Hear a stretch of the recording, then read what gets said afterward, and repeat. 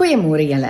Vanoggend word ek wakker en ek's nog moeg en ek wil nog slaap en my bed is lekker warm, maar ek weet ek moet werk toe gaan, ek het verpligtinge en my dag moet begin, maar ek lê so lekker in my bed. Toe dink ek aan Matteus 13 vers 35 wat sê: Waak dan, want julle weet nie wanneer die Heer van die huis kom nie. Moenie as hy skielik kom dat hy julle aan die slaap vind nie.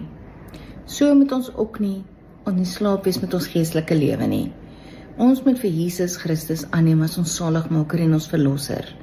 Want hoe langer ons wag, hoe langer ons uitstel, hoe nader kom die dood of die wegraping en ons gaan nie gereed wees nie. So wees gereed. Maak seker dat jy jou hart vir die Here gee, sodat jy ook eendag aan daai wonderlike feesmaal wat Jesus vir ons voorberei kan deelneem. Moenie te laat slaap nie.